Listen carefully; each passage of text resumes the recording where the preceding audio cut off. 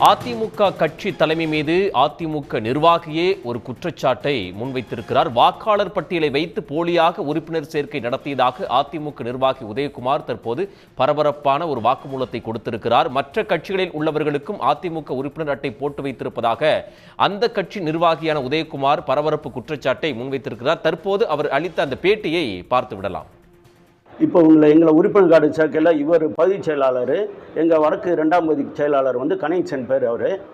அவர் நீங்கள் இந்த அவர் பேர் வாங்குறதுக்காண்டி எங்களை நீங்கள் ஒருத்தனே டார்கெட் 5000 இது ஒன்றுங்க 2500 வேணும்னோன்னா நான் 2500 உறுப்பினர் பூத்து கமிட்டி மெம்பர்களை வச்சு சேர்க்க விடுறோம்.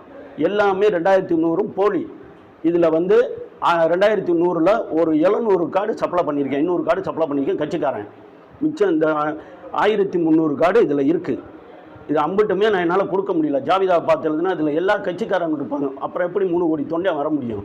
இதில் அவரோட 2024 அவரோட இலக்கு கனவாக போயிடும். இது பாட்டுக்கு எழுதி கொடுக்க சொல்லிட்டா இப்போ அதை எப்படி ஒப்படைக்கணும்னா, நீங்கள் ஏதாச்சும் ஒரு கையெழுத்து போட்டு கொடுங்க, அந்த ஃபார்மை கொடுங்க, எல்லோரும் கொடுத்துருக்காங்க, சீக்கிரம் கொடுங்கன்னா அப்போ கையெழுத்தை போட்டு முடித்து எல்லோரும் சப்ளை பண்ண மாதிரி கொடுக்க சொல்கிறாங்க.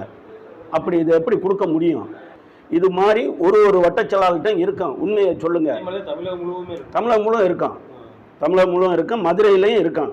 நீங்கள் இது இடி ரைடு வந்த மாதிரி ஒரு இது வந்தாங்கன்னா வட்டச்செயலாளர் ஒரு வட்டச்செயலாளர் வீட்லேயும் இந்த கார்டு எடுக்கலாம், கட்டுக்கட்டாக எடுக்கலாம், கட்டுக்கட்டாக இருக்கும். நான் எங்கள் பகுதி செயலாளர் பீடவழி கான்ட்ராக்டு, அந்த கான்ட்ராக்டு தொழில் பண்ணி அவர் இதுன்றதுக்கு இந்த வேலையை பண்ணுறாரு. அவர் இது எதோன்னு அவர் பேர் வாங்கி சம்பாதிக்கணும்.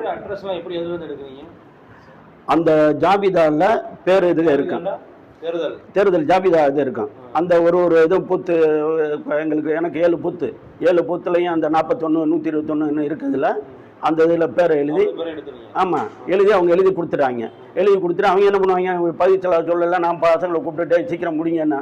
அப்போ நான் கொடுக்கையில சொல்கிறேன், எப்பா நீ இந்த கார்டை கொடுத்தது என்ன பண்ண முடியும்? நான் அன்றைக்கே சொன்னேன், நீ கேட்க மாட்டேன்னா அண்ணன் என்னமாச்சும் பண்ணுங்கன்னா, அப்போ நீ ஜேசிபி வச்சிருக்கல, குழியை தோண்டி போவா, எங்கிட்ட என்ன கொடுத்துட்றா அப்படின்னு சொல்லி கேட்டான். இதை எழுதி திருப்பி கையெழுத்து வாங்கி இதை உங்கள்கிட்ட ஒப்படைக்கணும் அப்படின்னு சொல்லி அதையும் கையெழுத்து போர்ஜரியாக வாங்கி கொண்டு போய் முடிஞ்சிருச்சு, எல்லாத்தையும் கொடுத்துட்டான். எல்லாத்தையும் கொடுத்து இப்போ என் பேர் உதயகுமார், நான் கையெழுத்து போடுறது கரெக்டாக அது ஒன்று நான் இங்கிலீஷில் போடுவேன்.